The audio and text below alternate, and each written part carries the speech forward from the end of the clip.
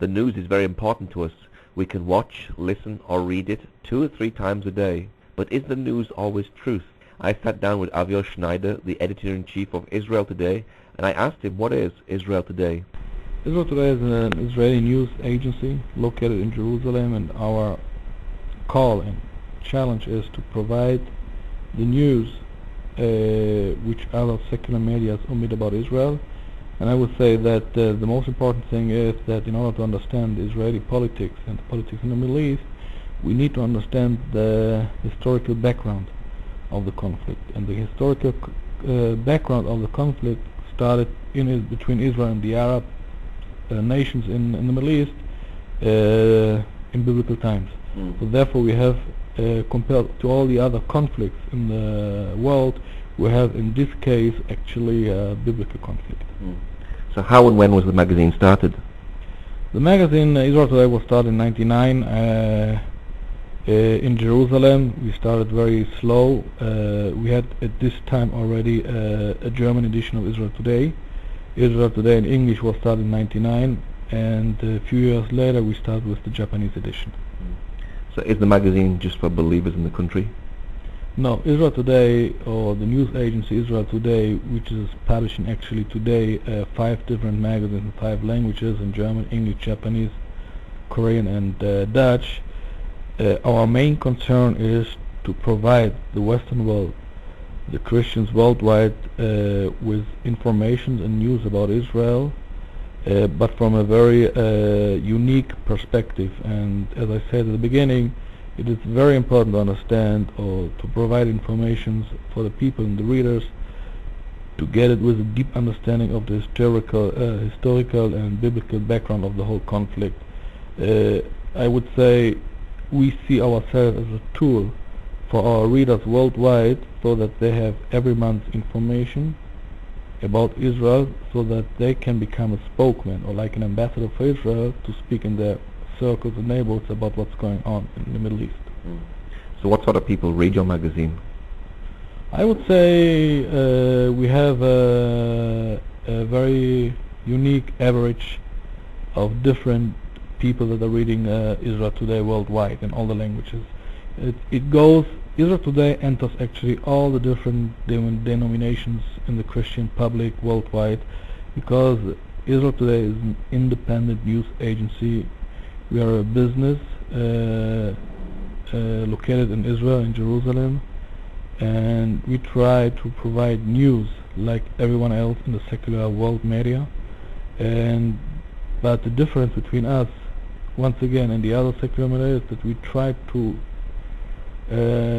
present the news with the biblical understanding, otherwise very difficult to understand, and therefore the people that are ready to read Israel Today, they are somehow connected to Israel because of their faith, religion, maybe business-wise, maybe emotional, and so on. They have somehow a linkage to Israel, but most of the people, I would say, they are somehow believers in Christ. So what sort of stories and articles do you cover here in the land? Israel Today covers, I would say, everything what I believe and we believe is important for our readers to know about Israel. One, we are not reporting only about the hard news and politic issues, this is important, but beside of that, it's also important to show the people worldwide that Israel is much more than a political conflict in the Middle East and terror and politics and bloodshed and so on and so on. Israel is as well a beautiful country. And the sad story is that in the secular media, mostly what you see about Israel are conflicts, terror and politics. Israel Today tries to present also the news and the happening in Israel, what's going on beside politics. We have normal life, we have a beautiful country, we have nature, we have culture, we have economy, we have relationship between Israelis and Palestinians, we have relationship between Messianic believers and regular Orthodox Jews, and so on and so on. So we try to present also the bright side of life of the Holy Land Israel in a way that will give people a better understanding about what's happening in the country, and also a different insight, because we want the people to come to Israel, because the reason why the people don't come to Israel, they have fear. And what makes fear? terror, bloodshed, war, and everything. And I say Israel is a safety country. But to present it in a way like that, we need to show the people also the different side of Israel. Now, how long have you been a believer in Yeshua? I had my personal relationship with Jesus a little bit more than 10 years. Even though that I grew up in a Messianic family in Israel, I am in the second generation in a Messianic family in Israel. I was born in the kibbutz Einat. My parents were already believers, and for many years, even though that I had an education about Jesus and with Jesus, I never took it seriously for my personal life. Only after 3 years army and service, and after I have established a family, my wife and I decided in the beginning of the 30s, on the end of the 20s, to make the final step and to accept Jesus as our Jewish Messiah for our personal life. So I know what it is to grow up in Israel, to believe that Jesus is the Messiah. Sometimes it's not easy because Israel is a Jewish state. I see today also in the eyes of my children. I have 4 children. They grew up as a third generation as in the Messianic family, and I see the same struggling that they have today, what we had actually 20 or 30 years ago. To believe in Jesus in a Jewish state, it's not easy, and I think it takes time to develop a personal relationship. I did it in a way lately in my life, but there are others that are doing it much faster, and I think God has a timing for each and one of us. So as a Messianic Jew, have you changed your faith? No, I think every Messianic believer in Israel that grows up here and lives in Israel is keeping all the Jewish feasts.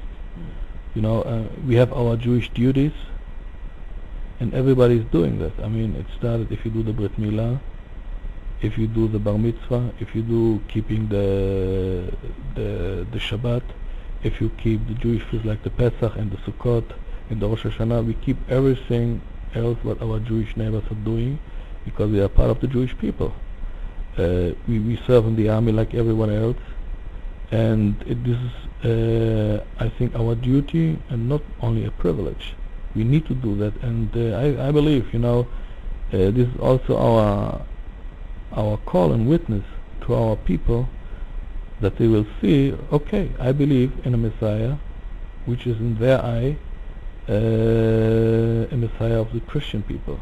But I say no, this Messiah, he was Jew, he lived in Israel, he walked in Jerusalem and Galilee, and I believe in him, even though that he is the Messiah from the New Testament, and I behave like anyone else here in Israel. And to show them the combination between being Israeli, a Jew, and believing in Jesus is very important for us. Now, how big is the Messianic community here in Jerusalem? I would say the Messianic movement in Israel at all is not big. People say between 5,000 to 10,000 people. In Jerusalem, I don't know exactly, but we have around 10 Messianic congregations, home groups in Jerusalem. Of course, we can say that the Messianic movement is growing compared to 30 or 40 years ago, and I see really a blessing on that. But we cannot say that we have a revival in Israel in the Messianic movement. And altogether, you have in all Israel around 100 Messianic congregations and home groups between the north and the south. Now, at the moment, Israel seems to be going nowhere politically. What does Israel need at the moment, do you think? First, Israel needs God's blessing around the clock. Second, I believe that Israel needs desperately a leader with a vision and a character. Israel, in my opinion, has not in the last few years any political leader that can really take Israel forward and to make progress. I mean, if I look back to the biblical times, and I look on Moses, he was a spiritual, godly leader. He led his people out from Egypt to the promised land, Canaan, Eretz Israel. To today. We had Ariel Sharon recently, before that Benjamin Netanyahu, Barak, and all those folks. Today we have Ehud Olmert as the Prime Minister of Israel. But all those people, they are politicians, but they are not leaders in a way that I would believe that they can change something, in the whole conflict between us and our Arab neighbors. So I trust first in God, and I believe also that God will use ungodly politicians in order to fulfill His plan. And that is something what gives me hope that God is in control. Now, when you think of Israel, you do think of conflict. So what do you think is the solution to the Palestinian problem here? There's no solution. Absolutely. There's no human solution on which I can point and say, you know what, if you do that, or if we are doing this, you will live in peace tomorrow. The conflict is simply too deep. I mean, I say, people try to compare the Israeli-Palestinian or the Israeli-Arab conflict to all the other conflicts in the world.